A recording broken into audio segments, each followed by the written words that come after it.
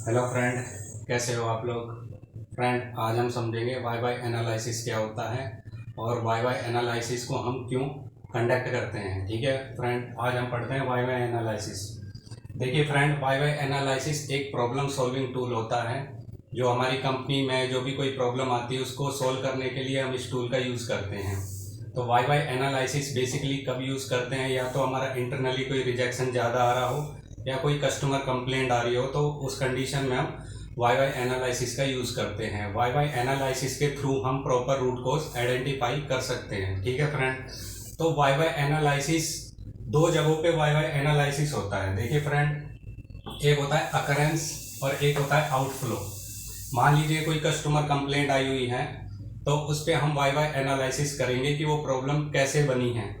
तो जाहिर सी बात है, एक जगह वो होगी जहाँ पे प्रॉब्लम बनी है और एक फाइनल इंस्पेक्शन होगा जहाँ से वो पार्ट स्किप हुआ है और स्किप होके कस्टमर के पास चला गया है। तो हम दोनों जगह वाई वाई करेंगे कि दोनों जगह अगर ये मतलब दोनों जगह क्या प्रॉब्लम आई है जिससे हमारा पार्ट कस्टमर एंड पर पहुँच गया है और किस जगह पे ये बना है और वो पास कैसे हो गया। ठीक है फ्रेंड, तो वाई वाई एनालिसिस दो जगह होता है, एक अकरेंस पे होता है और एक आउटफ्लो पे होता है, मतलब चेकिंग स्टेज पे। ठीक है फ्रेंड, तो अब मैं आपको एक एग्जांपल के थ्रू समझाऊंगा कि वाई वाई एनालिसिस कैसे कंडक्ट करते हैं। मान लीजिए कोई प्रॉब्लम है। अब मैं प्रॉब्लम आपको बता देता हूं कि मान लीजिए कोई एक अकरेंस पे लेटर मिस इन लोगो। मान लीजिए कोई हमारा एक लोगो है जिसपे कोई लेटर मिस हो गया है और वो लेटर मिस होने के बाद कस्टमर एंड पे चला गया है। तो कस्टमर एंड पे हमारी वो प्रॉब्लम रेज हुई है कि आपका जो लोगो आया है उसमें लेटर मिस है। तो लेटर मिस क्यों हुआ उस पर हम वाई वाई एनालिसिस करेंगे अकरेंस पे। ठीक है फ्रेंड, फिर हम करेंगे आउटफ्लो पे।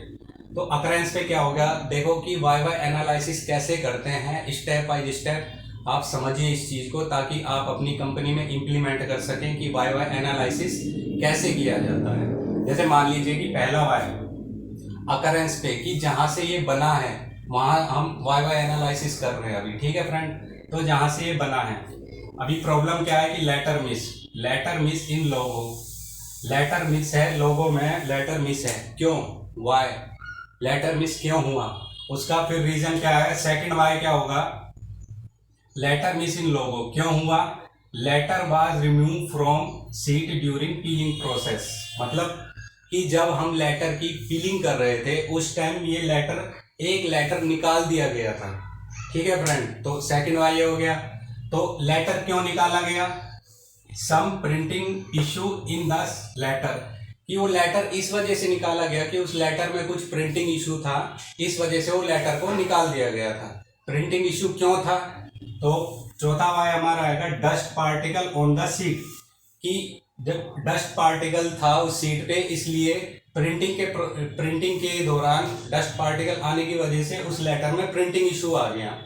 तो डस्ट पार्टिकल सीट पर क्यों था, seat not clean before printing process, मतलब प्रिंटिंग प्रोसेस से पहले हमारी कोई सीट क्लीन नहीं थी, इस वजह से सीट पर डस्ट थी और डस्ट होने के कारण जब उस पर प्रिंट हुआ तो उस पर प्रिंटिंग इशू आ गया लोगों पे। तो ठीक है, तो हमारा अकरेंस क्या आया फ्रेंड, हमारा अकरेंस आ गया ये seat not clean before printing. तो हमारा अकरेंस पे रूट कोज हमारा आया है ये। ठीक है, तो इसमें क्या होगा कि सीट क्लीन नहीं थी प्रिंटिंग प्रोसेस से पहले। तो अब हम इस पे एक्शन लेंगे अकरेंस पे। ठीक है, तो हमने अकरेंस पे वाई वाई किया है, तो लास्ट में हमारा रूट कोज ये निकला है अकरेंस पे कि सीट क्लीन नहीं थी, जो प्रिंटिंग की सीटें थी वो क्लीन नहीं थी। तो अब इस पे हम एक्शन लेंगे। एक्शन हमारा ये होगा कि प्रिंटिंग होने से पहले जो सीट होती है वो डस्ट फ्री होनी चाहिए। उसके लिए हमें कुछ प्रोसेस बनाना होगा कि वो डस्ट कैसे क्लीन करनी है। तो यहाँ पे हमें एक्शन लेंगे इस रूट कोज पे। ठीक है फ्रेंड, ये अकरेंस पे वाई वाई हमने किया तब ये हमें रूट कोज मिला है। ठीक है, अब ये तो बना है, अब वो कस्टमर के पास पहुंचा कैसे है उसका भी वाई वाई एनालिसिस हम कर लेते हैं। ठीक है, तो फाइनल इंस्पेक्शन, जब पार्ट का फाइनल इंस्पेक्शन हुआ तो वो पार्ट वहां से कैसे स्किप हो गया, वो कस्टमर के पास कैसे चला गया, तो हम उसका भी वाई वाई एनालिसिस करेंगे ताकि हमें ये मालूम हो कि एक्चुअल में क्या प्रॉब्लम है, पार्ट को फाइनल इंस्पेक्शन के दौरान क्यों नहीं पकड़ा गया। तो इसमें हमारा पहला है part was skip during final inspection, कि फाइनल इंस्पेक्शन के दौरान पार्ट स्किप हो गया, पकड़ा नहीं गया। क्यों नहीं पकड़ा गया? During final inspection the inspection inspector did not caught the problem, कि फाइनल इंस्पेक्शन के दौरान जो चेक करने वाला पर्सन है उसने ये प्रॉब्लम नहीं पकड़ी। क्यों नहीं पकड़ी? तुम्हारा थर्ड बनेगा था new final inspection inspector not aware this type of issue, मतलब जो फाइनल इंस्पेक्शन का इंस्पेक्टर था जो पार्ट चेक कर रहा था वो उस डिफेक्ट को लेके अवेयर ही नहीं था, मतलब उसे उस डिफेक्ट के बारे में पता ही नहीं था कि इस टाइप का भी कोई डिफेक्ट होता है। तो क्यों नहीं पता था उसे? Training not provide to new employ, कि वो इंस्पेक्शन जो करने वाला इंस्पेक्टर है वो नया था और उसे वो ट्रेनिंग नहीं दी गई, मतलब डिफेक्ट्स की उसे ट्रेनिंग नहीं दी गई, जिसके कारण वो पार्ट फाइनल इंस्पेक्शन से स्किप हो गया। ठीक है, तो ट्रेनिंग क्यों नहीं दी गई थी? Training schedule was not prepared for new employees, कि नए एम्प्लॉइजों के लिए ट्रेनिंग शेड्यूल बनाया हुआ नहीं था। ठीक है फ्रेंड, तो आउटफ्लो पे हमारा रूट कॉज क्या मिला? हमें आउटफ्लो पे हमारा रूट कॉज मिला ये।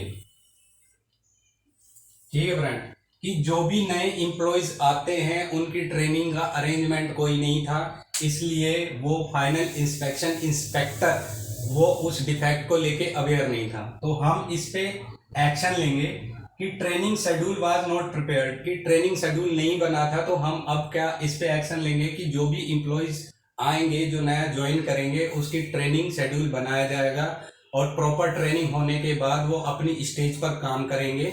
अब फाइनल इंस्पेक्शन का बंदा है तो उसे फाइनल इंस्पेक्शन की जितने भी डिफेक्ट्स हैं उनकी ट्रेनिंग दी जाएगी। 2-3 दिन तक वो अंडर ट्रेनिंग में रहेंगे, 7 दिन तक अंडर ट्रेनिंग में रहेंगे, उसके बाद वो काम करेंगे।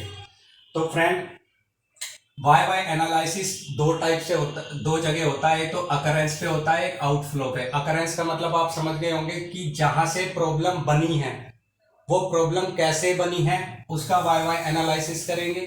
ठीक है, उसमें एक रूट कॉज निकलेगा, तो अकरेंस पे जो रूट कॉज निकलता है उस पर हम एक्शन लेते हैं उसको खत्म करने के लिए।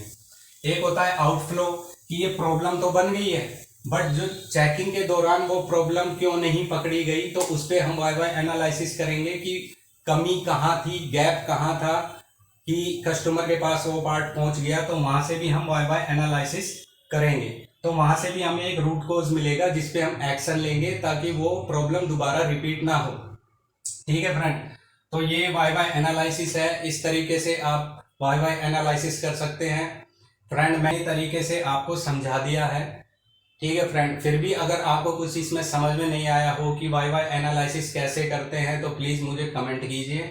और फ्रेंड, मैं लास्ट में एक बात जरूर आपसे बोलना चाहूँगा कि मेरा चैनल लाइक एंड सब्सक्राइब जरूर करें ताकि जो नए बिगनर्स और लर्नर हैं वो इस चीज़ को सीख सके कि एक्चुअल में वाई एनालिसिस होता क्या है और उसको कैसे कंडक्ट करते हैं।